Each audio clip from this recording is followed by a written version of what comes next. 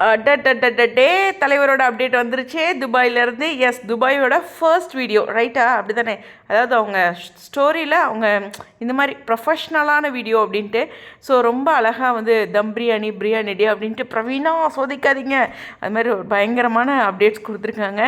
உண்மையுமே இஸ்லாமியர் நண்பர்கள் நம்மளுடைய ஜிபியில் இருக்க எல்லாத்துக்குமே ரம்ஜான் வாழ்த்துக்கள். சுவாமியோட ஃபர்ஸ்ட் வீடியோ இன்னுமே செம ஸ்டைலிஷாக நம்ம பையன் துபாயில் ஒரு இன்டர்நேஷ்னல் மாடலாக அவருடைய ஒரு ஸ்டைலிஷ் வாக் நிச்சயமாக ப்ரவுட். ஒவ்வொருத்தருக்கும் இந்த மாதிரி ஒரு தருணம் வாழ்க்கையில் ஒரு ப்ரவுட் மூமெண்ட்டாக இருக்கும் அப்படிங்கிறது தான். இது ஜஸ்ட் ஒரு பிக் அப்படின்னு நம்ம சாதாரணமாக எடுத்துக்க முடியாது. ஏன்னா அவர் இன்டர்நேஷ்னல் மாடல் அப்படிங்கிற ஒரு அங்கீகாரத்தையும் இதன் மூலமாக பெற்றுட்ருக்காரு அப்படிங்கிறது தான். ஸோ ரொம்ப ஸ்டைலிஷாக பியூட்டிஃபுல்லான வாக்கு. இந்த காஸ்டியூம் நம்ம ஆல்ரெடி ரிவீல் ஆகிடுச்சு, பார்த்துட்டோம். இன்னும் நான் நிறைய எதிர்பார்க்கேன் துபாயிலேருந்து. இன்னுமே பிரவீன் மினட் சார்லாம் எதுக்கு போயிருந்தார், என்ன பண்ணியிருக்காரு அப்படிங்கிற அந்த ஒரு சீக்ரெட் இருக்குல்ல. கொலாபரேஷன் எல்லோரும் சேர்ந்து தான் பண்ணாங்க. பட் அந்த கிரெடிட்ஸில் இன்னும் பிரவீன் மினட் சார் பேரில் வரல. அப்போ அவங்க என்ன பண்ணியிருக்காங்க அப்படிங்கிற ஒரு விஷயம் இருக்குது. மேபி ஏதாச்சும் பண்ணியிருந்தால் அதுக்கான ப்ராசஸ் ஒர்க் நடந்துகிட்ருக்கோம்.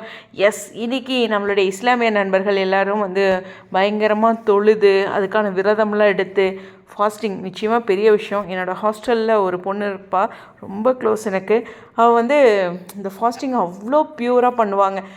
நிறைய பேர் பார்த்திங்கன்னா அந்த ஃபாஸ்டிங் நம்மளுடைய இந்து இதுலேயுமே பார்த்திங்கன்னா ரொம்ப அழகாக விரதம் எடுக்கிறது அப்படின்ட்டு அதனால அவ்வளோ ப்யூரிட்டியாக இருக்கும் அந்த டேலாம் லைஃப்பில் இல்லையா.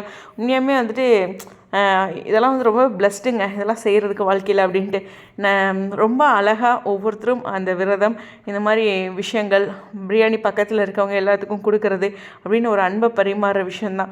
எல்லாமே வந்து வாழ்க்கையில் அன்பும் புரிதலும் தானே.